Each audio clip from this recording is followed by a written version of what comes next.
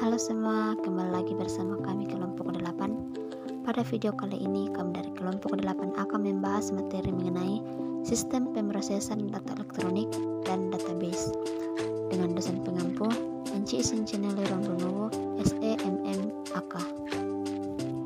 Adapun kami dari kelompok 8 yang beranggotakan 3 orang, yaitu yang pertama ada Kurniawanti Batara, yang kedua Citra Salaniati Malisa, dan yang ketiga Erin Flandrina Gamani. Kami dari kelas C3 Akuntansi, Fakultas Ekonomi dan Bisnis, Universitas Samratulangi, Manado. Perkenalkan, nama saya Kurniawanti Batara dengan NIM 2106110401115 dari kelas C3 Akuntansi. Baiklah, saya akan menjelaskan pengertian elektronik data processing.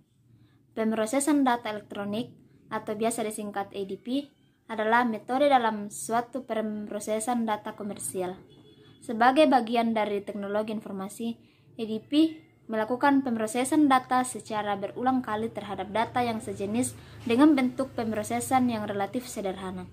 Sebagai contoh, pemrosesan data elektronis dipakai untuk pemuktahiran atau update stok dalam suatu daftar barang, pemrosesan transaksi nasabah bank, pemrosesan booking untuk tiket pesawat terbang, reservasi kamar hotel, dan pembuatan tagihan untuk suatu jenis layanan.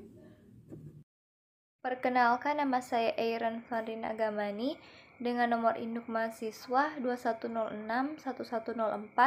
210611040148. Baik, di sini saya akan membahas mengenai jenis-jenis dari organisasi.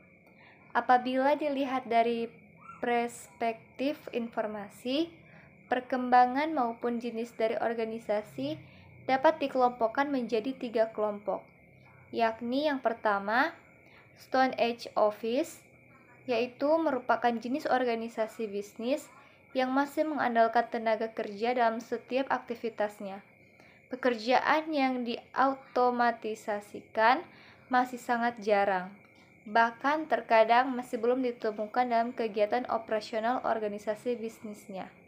Yang kedua, ada Computer Age Office, yaitu model organisasi seperti ini memiliki cukup banyak pekerjaan yang diautomasikan dengan bantuan komputer.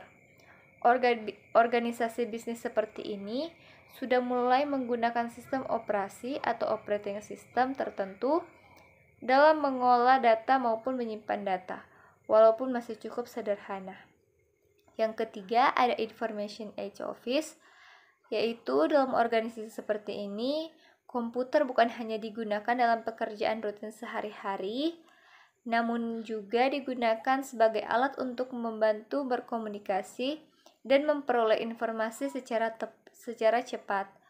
Organisasi seperti ini sudah berada dalam tahap keunggulan informasi yang dikonversikan menjadi keunggulan bersaing. Selanjutnya, ada siklus pengolahan data. Suatu proses pengolahan data terdiri dari 3 tahapan dasar yang disebut pengolahan data atau data processing cycle, yaitu ada input, processing, dan output. 3 tahap dasar dari pengolahan data tersebut dapat dikembangkan lebih lanjut menjadi expanded data processing cycle, yaitu yang pertama ada organization. Tahap ini berhubungan dengan proses dari pengumpulan data yang biasanya merupakan proses pencatatan data ke dokumen dasar. Selanjutnya ada input. Tahap ini merupakan proses memasukkan data ke dalam proses komputer lewat alat input. Selanjutnya ada processing. Tahap ini merupakan proses pengolahan dari data yang sudah dimasukkan yang dilakukan oleh alat pemroses yang dapat berupa menghitung, membandingkan, mengklasifikasikan, mengurutkan, mengendalikan, atau mencari di storage. Selanjutnya ada output.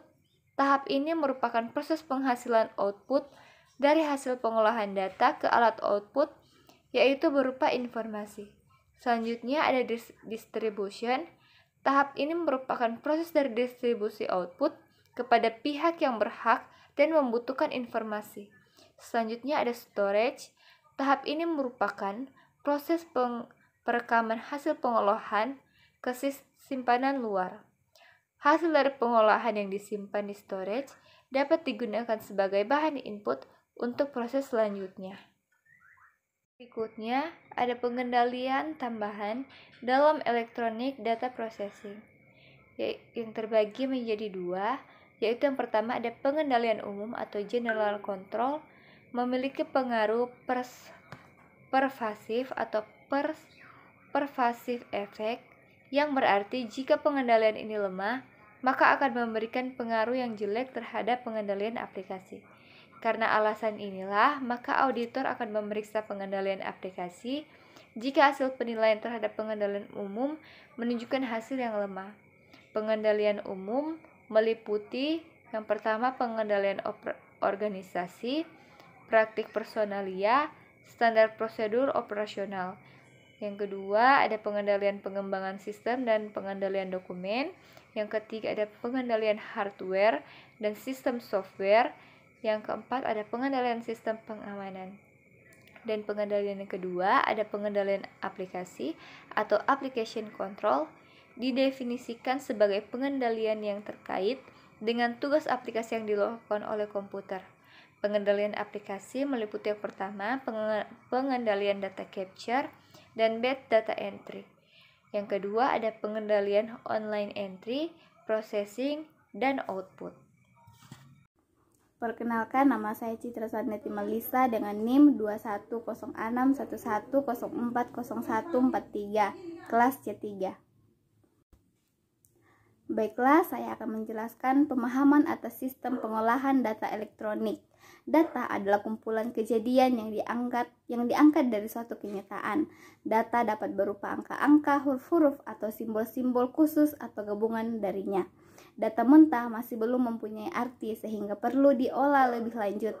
Pengolahan data adalah manipulasi dari data ke dalam bentuk yang lebih berguna dan lebih berarti, berupa suatu informasi, dan informasi adalah hasil dari kegiatan pengolahan data yang memberikan bentuk yang lebih berguna atau lebih mudah dimengerti. Selanjutnya adalah sistem pengendalian intern dalam ADP. Sistem pengendalian intern meliputi rencana organisasi serta metode dan ketentuan yang terkoordinir dalam suatu perusahaan. Yang pertama untuk melindungi aktiva, yang kedua mengecek kecermatan dan kendala saat akuntansi, ketiga meningkatkan efisiensi usaha, dan keempat mendorong ditaatinya kebijakan manajemen. Demikianlah materi yang telah kami bahas pada saat ini. Kami dari kelompok 8 mengucapkan sekian dan terima kasih.